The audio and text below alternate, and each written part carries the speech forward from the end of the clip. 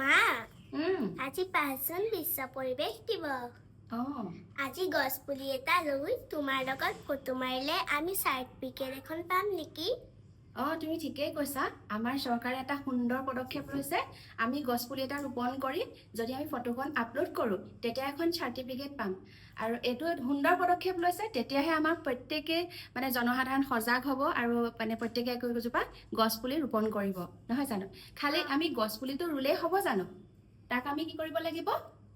লালন পালন কৰিব লাগিব ডাঙৰ দীঘল কৰিব লাগিব হয়নে নহয় আৰু গছ গছনি মানে আমি কি বুলি পাইছো প্ৰকৃতি হয়নে গছ গছনি মানে প্ৰকৃতি আৰু প্ৰকৃতিক কাৰ লগত তুলনা কৰিছে এগৰাকী মাতৃৰ লগত প্ৰকৃতিক এগৰাকী মাতৃৰ লগত তুলনা কৰিছে যেনেকৈ মাতৃয়ে নিজৰ সন্তানক ডাঙৰ দীঘল কৰিছে খোৱা খাদ্য বস্তুৰ যোগান ধৰিছে ঠিক তেনেকৈ প্ৰকৃতিও আমাক কি কৰিছে সকলো বস্তুৰ যোগান ধৰিছে হয়নে খাদ্যৰ পৰা আদি কৰি সকলোখিনি আমি উশাহত কি লওঁ বায়ু অক্সিজেন বায়ু হয়নে নহয় গতিকে সেই অক্সিজেন আমি প্ৰকৃতিৰ পৰাই পাওঁ আৰু আমি সেইকাৰণে প্ৰকৃতি কেতিয়াও মানে ধ্বংস হ'বলৈ দিব নালাগে হয়নে আৰু আমি প্ৰকৃতিৰ গুণে মানুহে আমি প্ৰকৃতি কি কৰিছো গছ গছনি কেতিয়াবা কটা হয় হয়নে মানুহে মানে নষ্ট কৰিছে পৰিৱেশটো হয়নে নহয় সেইকাৰণে কি হৈছে গছ এজোপা গছ কাটিলে আমি তাৰ ঠাইত কিমান ৰুব লাগিব 10 জোপা গছ ৰুব লাগিব আৰু এনেকুৱা হৈছে আমাৰ বৰ্ধিত জনসংখ্যা তাৰ পিছত উদ্যোগীকৰণ এইবিলাকে কি কৰিছে প্ৰকৃতি ধ্বংস কৰিছে আৰু সেই কাৰণে আমি কি কৰিব লাগিব যে আমাৰ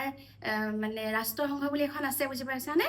আমি পাছলৈ পাম এই ৰাষ্ট্ৰসংঘই 1973 চনৰ 5 জুন তাৰিখৰ পৰাই বিশ্ব পৰিৱেশ দিৱস হিচাপে পালন কৰি আহিছে যাতে প্ৰকৃতি সংকটত নপৰে মানে প্ৰকৃতিৰ ওপৰত আমি সজাগতা আনিবৰ কাৰণে এই সজাগতা যে হ'ব লাগে মানুহে যে এজোপা গছ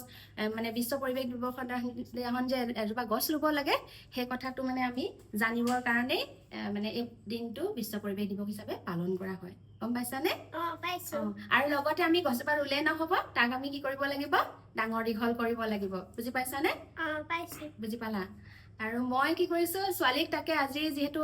5 জুন বিশ্ব পৰিৱেশ দিৱস আৰু বিশ্ব পৰিৱেশ দিৱসৰ বিষয়ে যিমানখিনি জানো আৰু মোৰ বুদ্ধেৰে সিমানখিনি কৈছো আৰু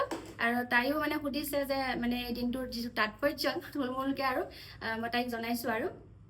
আজিলে মোৰ ভিডিঅ'টো ইমানেই আজিলে আহিছো বাই